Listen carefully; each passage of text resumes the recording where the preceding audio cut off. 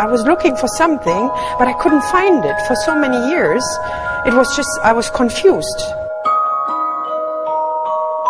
I felt out of place with my friends, because for my friends was always, oh, it's weekend, or we need to party, let's open the first bottle of beer and let's get dressed, where I thought, why? Yeah, difficult year. And then all of a sudden, the world had changed.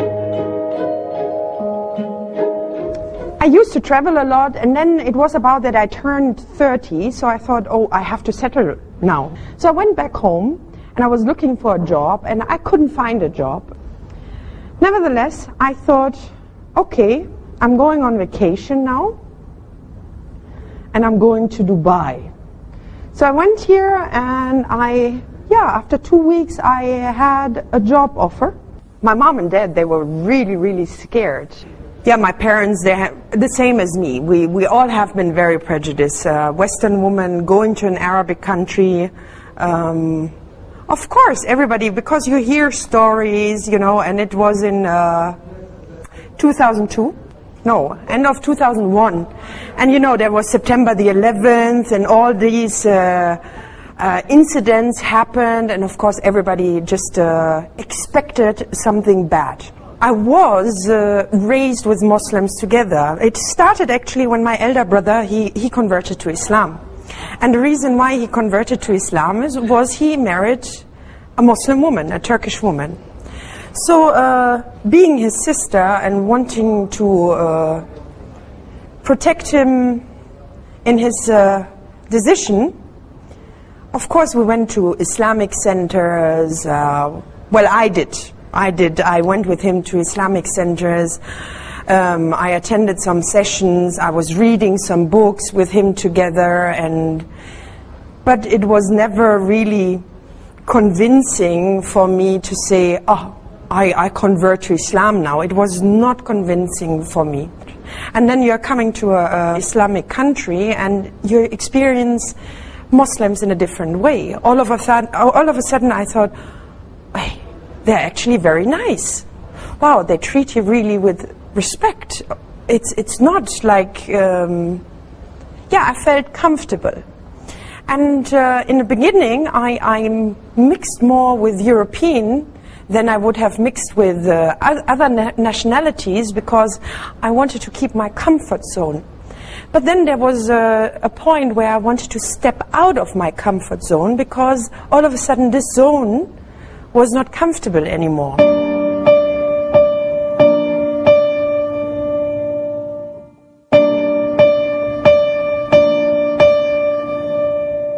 Six months before I spoke my Shahada, I started to wear abaya. I loved the abaya from the beginning, but I always avoided to wear it because I thought that's an insult to the locals here. Me, the white one wearing this abaya, and everybody gets maybe offended or something like that. My ex-husband, at that time still my husband, he got really, he got bugged. Because my marriage was anyways a horrible marriage. So slowly I really distanced myself from my ex-husband. Back home, in our four walls, it was a discussion to get separated. And I was asking him all the time to move out. And he was always, no, you are my wife and I'm going to stay here. And I will move out when I decide. And you know, all these, I'm a man and I decide. And then I woke up in the morning. That was the morning. And I woke up and I thought, okay, so today I will become a Muslim. So I did my shower, I got dressed, I went to work. I didn't tell anybody. Nobody knew. And when I was done with my job, I went to a sister, a German sister as well. She's already 7 years a Muslim. And I spoke my Shahada. And when I came home, and I just say, Subhanallah, and it was meant for me at that day, I came home, my husband still didn't know that I converted to Islam. And I didn't want to tell him at that time. And then I just asked, because I was asking every day since the last 6 months, when are you moving out? And I thought, today I will ask him again. So when are you moving out? And then, subhanAllah, he said, today I will move out. I'm packing my clothes already. So that was already a sign of Allah that I did the right decision.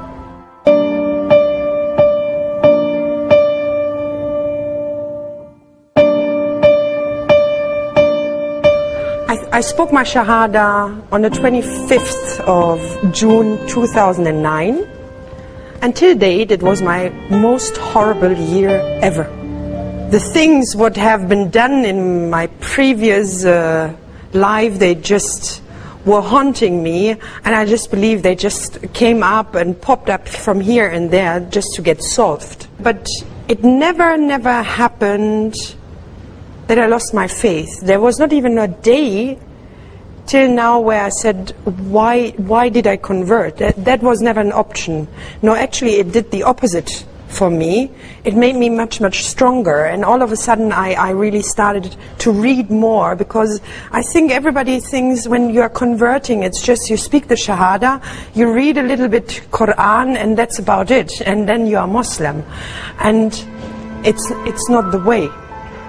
And I just think all these difficulties which I was facing just made me read more and more and get more knowledge about Islam. Yeah, difficult year. All of a sudden friends turned to enemies. My life just went upside down.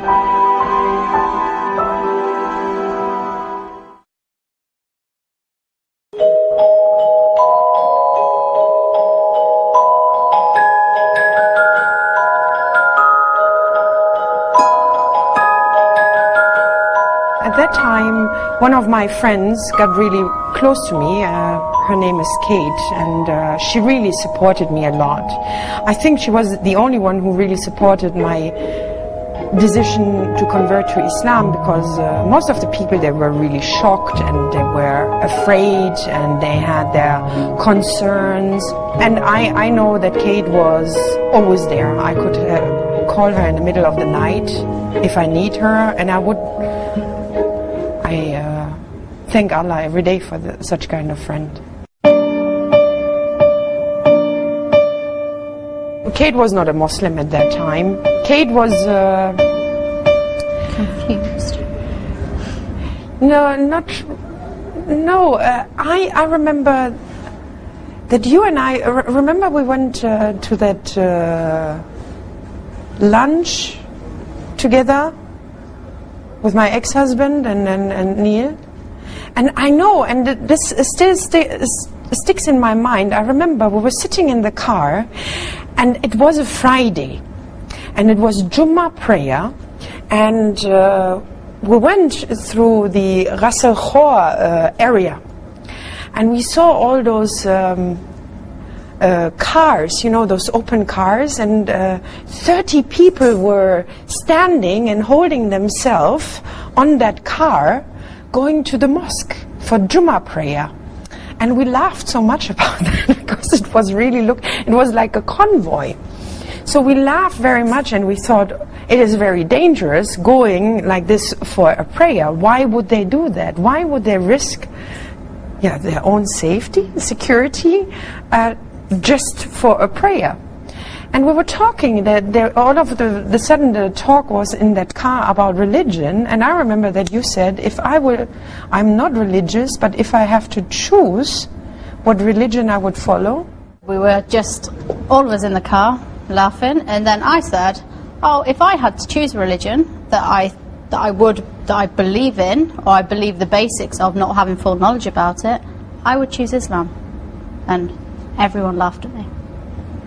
Why would you choose that? They're hypocrites, and that's how it all went on. Yeah. And then it was a big topic, and that was actually where we, when we started looking into the religion. and we started more and more. From that day, I started really looking more into the religion, because the way people laughed and said, "Oh, hypocrites," and they're not hypocrites at all. And they said to me, "Why would you choose it?" Because I believe in the basics of the religion, because that's all I knew at the time. And you look at the Arab families, and they're all very close knit, and I think that's fantastic. Whereas from where I come from, you don't all come together on a Sunday, which would be our day that all families come together. Everyone does their own thing. We all live our separate lives. Whereas here, Fridays, it's just such a family day.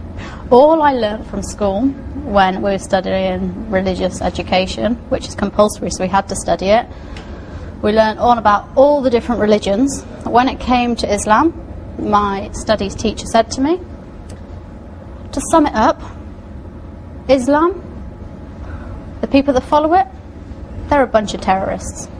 And that was it. That's all we learnt about Islam. Nothing else. And that's stuck in your mind. And think of all those people then, if that's the attitude of what the teachers give him. And we had no Muslims in our class anyway. And of course, when you're younger, everyone just laughs. But that's all that's stuck in the mind. I was asking more questions more than anything. I didn't go to any Islamic centres, read any books. I was just more inquisitive, asking people about their religion. But I had to put all the thought into it. I don't just want to convert, just to be one of those people that says, oh yeah, I've converted. I'd seen Huda go through it, and I'd seen how she had changed, because there is a massive change in you. Then how she got through the stuff she has due to religion is a massive influence on anyone. When I look at myself before I converted and now, I mean, I was always there for everybody. You know, everybody came and told me their problems, and I was actually a problem by myself. I was fighting myself so much, but in order not to face my own problems, I always took on other people's problem, and then nobody was there for me. And when I converted, prayer was, and I told you to compare, when you have a nice pattern around your skin and you feel very comfortable, the same is for me when I do my prayer. The time between, sometimes it takes too long, where I think, oh, when is the next one? It just helps me so much. Yeah, it makes me lighter.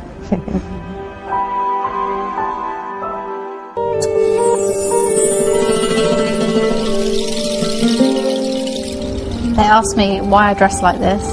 Straight away, who am I married to? I said, well, I'm not married. Really? So you dress like this out of choice? I said, yeah. I said, I converted. You converted. But how come you don't cover your face completely? Because that's what people think, that you should be covering your face completely. And she was saying how interesting it is, and they're only here and they're flying back on Tuesday. And she said the conversation she had with us in that little time, she's learnt so much.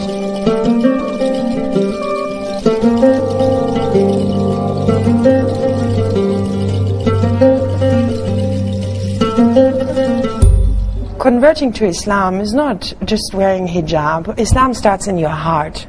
And it doesn't matter if somebody wears the hijab after 2 weeks or 3 months or 1 year.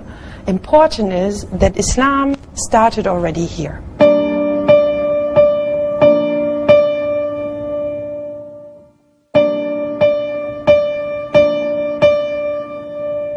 It's always something to turn to, your faith, always. It's always there. When you've had a hard day at work, sometimes I don't want to talk to anyone. I can go home, I can read the Quran, and it's just a way of settling yourself.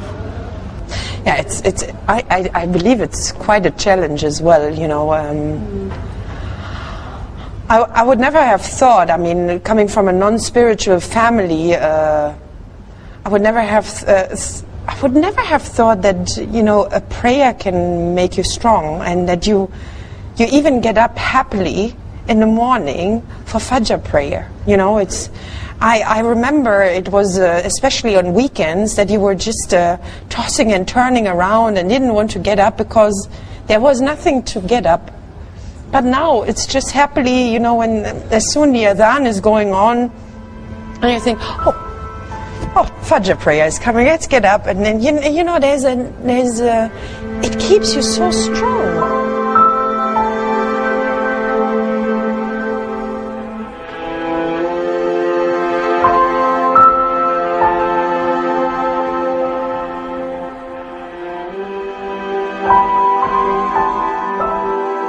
Oh, the first day when I came back to work, and of course most of the people, they knew that I converted, and I was wearing Shayla straight away. And everybody came, oh, this is haram. No, this you can't do. No, you have to start this one. No, you cannot do. No, this is haram. No, haram. No, and I'm thinking, Alhamdulillah, that my parents raised me being very, very strong, because I think after a week I would have converted back. You know, it doesn't make it very easy. What? Everything is haram now? Nothing is allowed? Why I did even convert? You know, you could ask yourself that. But Alhamdulillah, I was strong, and I said, listen, if something is haram, I want to see it in black and white. You cannot come to me just like that and tell me haram, halal, haram, haram. That's not the point. Did you have the same? I converted fantastic, and then suddenly they're throwing it down your throat. You must do this, you must do that, you must. And my mind was just boggled, and I thought, what have I done at first? But then afterwards, everything's worked out. I mean, I converted when I was 36. You understand what? 36 years, you just do different things, and it takes time to wipe that out, because you have your certain routine, and just stand back, think how the other person feels. They're taking on a complete different lifestyle. My lifestyle's changed dramatically. Don't try to throw it down the throat. It will come in time to people. It will come in time, because if you try to force it upon them, they'll walk away. I could have walked away, but I didn't, because it's so difficult. I knew what Huda went through, and the same thing, and so I think it's just part of the procedure of converting. You're always going to have the people who have their own opinions, who think you should be doing it their way. What I learnt about it, and I knew that it wasn't all about you must do it this way, you must do it that way.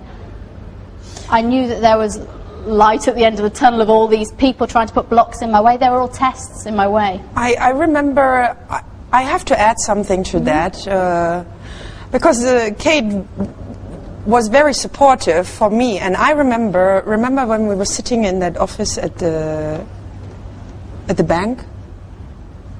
Yeah. At that time, I was newly converted, and she told me, actually, you know, when I see you, how many difficulties you're going through, but every time when there's a new problem, so many other doors are opening, I can see there's really somebody there.